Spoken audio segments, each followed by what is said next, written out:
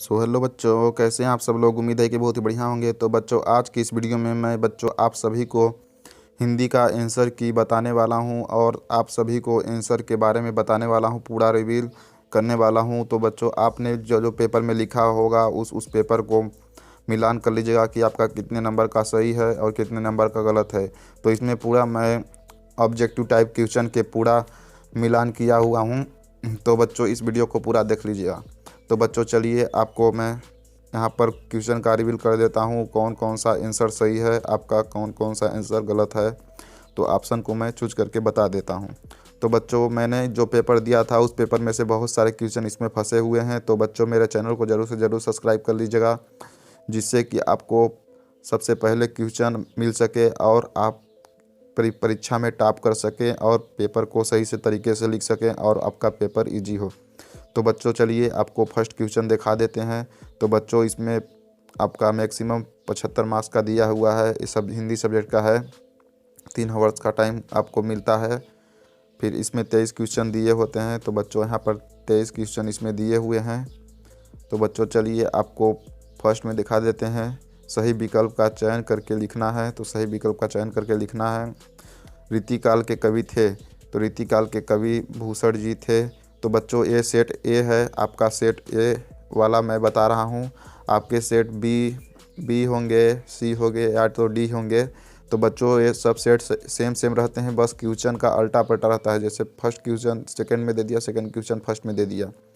तो बच्चों, आप देख करके ए सेट ए को ही देख करके बी सी डी पूरा ही कर सकते हैं। तो मैं इसमें डायरेक्ट क्वेश्चन का ही रिवील कर रहा हूँ और इसमें आंसर का भी रिवील कर रहा हूँ। तो दूसरा नंबर क्वेश्चन आपको दिखा देते हैं। तुलसीदास की रचना है विनय पत्रिका। तो विनय पत्रिका पर टिक लगा लेना है। फिर आपके 10वें रस का नाम है। तो 10वें रस का नाम आपका वात्सल्य रस है। तो 10वें रस का नाम वात्सल्य रस आपका है। बाल गोविंद भगत साहब मानते थे। बाल गोविंद भगत साहब कबीर को मानते थे। वह धीरे धीरे चलने लगा। इस वाक्य में क्रिया विशेषण का भेद है। रीतिवाचक, तो रीतिवाचक लिख लेना है। फिर आपका 6वां नंबर क्वेश्चन आ गया। 6वां नंबर, बालक तारकेशनाथ के पिता टीका लगाते थे। तो किसका टीका लगाते थे? तो भभूत के टीका लगाते थे। तो भभूत का टीका आपको टिक लगाया हुआ हूँ। फिर आपका प्रश्न नंबर दूसरा आ गया। रिक्त स्थान का सही विकल्प चयन कर लिखना है। तो आपको सूरदास के गुरु थे। सूरदास के गुरु आपके वल्लभाचार्य जी थे। तो वल्लभाचार्य भर देना है। चौपाई एवं छंद के प्रत्येक पंक्ति में डॉट डॉट मात्राएं होती हैं। तो 16 मात्राएं होती हैं। प्रबंधन का आपके डॉट डॉट भेद होते हैं। प्रबंधन का आपके भेद 2 भेद होते हैं। प्रतिमा बनाने का नाम डॉट डॉट था। तो मोतीलाल, तो मोतीलाल भर देना है। फिर संधि के डॉट डॉट भेद होते हैं, 3 भेद होते हैं। तो संधि के 3 भेद लिख देना है। हिमालय की सबसे बड़ी तीसरी चोटी का नाम है कंचनजंगा। तो कंचनजंगा पर टिक लगा लेना है। तो आपका मिलान कर लेना है कितना नंबर का क्वेश्चन फंसा है और कितना नंबर का आपका सही है। कमेंट बॉक्स में ज़रूर कमेंट करके बताइएगा। तो बच्चों, आपका तीसरा नंबर क्वेश्चन आ गया। सही जोड़ी मिलान कर लिखना है। तो सही जोड़ी मिलान कर मैंने बताया हुआ है। तो कामायनी दिया हुआ है। तो कामायनी जयशंकर प्रसाद जी की है। तो कामायनी जयशंकर प्रसाद जी पर मिलान कर देना है। मानवीय क्रियाओं का आरोप, तो मानवीय क्रियाओं का आरोप मानवीकरण अलंकार कहलाता है। तो मानवीकरण अलंकार पर मिला देना है। गद्य की प्रमुख विधाएं हैं। तो गद्य की प्रमुख विधा निबंध है। तो निबंध पर मिलान कर देना है। लखनवी अंदाज, तो लखनवी अंदाज आपके यशपाल जी हैं। तो यशपाल जी पर मार देना है, मिलान कर देना है। अंधे की लाठी, तो अंधे की लाठी को आपको मिलान कर देना है एकमात्र सहारा पर। फिर मैं क्यों लिखता हूँ, तो ये अज्ञेय जी का है। तो अज्ञेय जी पर मिलान कर देना है। फिर आपका बच्चों आ गया एक वाक्य में क्वेश्चन। तो बच्चों, आपका कितने नंबर का सही हुआ सही जोड़ी में, कमेंट बॉक्स में ज़रूर बताइएगा। तो बच्चों, चौथा नंबर क्वेश्चन आ गया आपका। एक वाक्य में उत्तर लिखना है। तो कवि निराला ने बादलों की तुलना किससे की है? तो बच्चों के घुंघराले बालों से की है। तो बच्चे के घुंघराले बालों से किया है। आप देख सकते हैं क्या लिखे हैं। रस के अंग होते हैं। तो रस के 4 अंग होते हैं। गद्य की गौड़ विधाएं लिखिए।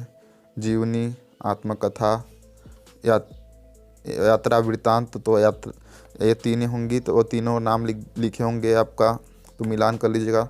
समास के कितने भेद होते हैं, तो समास के 6 भेद होते हैं, आपको लिख लेना है। एक अनार और 100 बीमार का अर्थ लिखिए। किसी एक चीज़ को पाने या चाहने वाले अधिक हो, मतलब एक चीज़ को पाने वाले चाहने वाले अधिक हों तो उसे एक अनार और 100 बीमार कहते हैं। भोलेनाथ के पिताजी गंगा के आटे की कितनी गोलियां प्रवाहित करते थे, तो यह 500 गोलियां प्रवाहित करते थे, तो यहाँ पर 500 लिख देना है। तो बच्चों आपका 5वां नंबर क्वेश्चन आ गया, सत्य असत्य। तो बच्चों 5वां नंबर क्वेश्चन का मैं रिव्यू कर देता हूँ, सत्य असत्य कौन सा है। तो बच्चों सत्य असत्य, मुख्य गायक के स्वर चट्टान जैसे भारी और गंभीर होते थे, तो हाँ ये सत्य है, तो मैंने टिक लगाया हुआ है पहले बच्चों। दोहा एवं समात्रिक छंद है, तो ये नहीं है। आदमी से पहला अंग आविष्कार किया जाता है, सत्य है। जो जितना न जान सके वो अजय है। प्रेयर व्हील को घुमाने से पाप नहीं धुलते हैं, सत्य है। हिरोशिमा पर परमाणु बम गिराया था, हाँ सत्य है, तो आपको टिक लगाया हुआ है पहले से। तो इस PDF को मैं टेलीग्राम चैनल पर दे दूंगा, वहाँ से जाकर के डाउनलोड कर सकते हैं।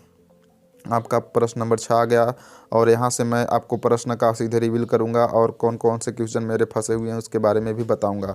तो प्रगतिवाद काव्य की प्रमुख विशेषताएं लिखना है, तो 2 विशेषताएं लिख देना है। रीतिकाल की कोई 2 विशेषताएं लिख देना है आपको। सूरदास और नागार्जुन के काव्य विशेषताओं पर बिंदुओं का वर्णन करना है, तो 2 रचनाएं और भाव पक्ष लिख देना है। कवि आत्मकथा लिखने से बचना चाहते हैं, इसके बारे में भी लिख देना है आपको। ये फंसे हुए हैं मेरे क्वेश्चन में से, ये भी फंसा हुआ है, अथवा वाला भी। कविता का शीर्षक उत्साह क्यों रखा गया है, तो इसके बारे में भी लिखना है। फिर आपका बच्चों यहाँ पर सत्कार के माध्यम से कवि किस प्रकार की व्यक्तियों को और संकेत करना चाहते हैं, इसके बारे में भी खंड काव्य की 2 विशेषताएं लिखना है। श्रृंगार रस और उदाहरण सहित देना है, उसके बारे में लिखना है। चौपाई और छंद की परिभाषा उदाहरण सहित देना है। अतिशयोक्ति अलंकार के बारे में लिखना है।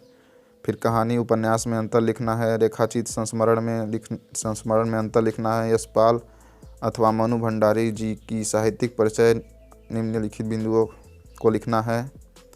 फिर आपको 2 रचनाएं एवं भाषा शैली के बारे में लिखना है। सेनानी न होते हुए भी चश्मे वाले कैप्टन लगते थे, हाँ इसको भी लिखना है, यह भी फंसा हुआ था मेरे क्वेश्चन में से। और बच्चों शहनाई की दुनिया में डमराव को क्यों याद किया जाता है, तो यह बच्चों मेरे क्वेश्चन में से नहीं फंसा हुआ है, और बाकी सब फंसे हुए हैं। और मुहावरे भी फंसे हुए हैं, मुहावरे का अर्थ का प्रयोग करना, पंचवटी भी, ये समास भी फंसे हुए हैं, अथवा वाला।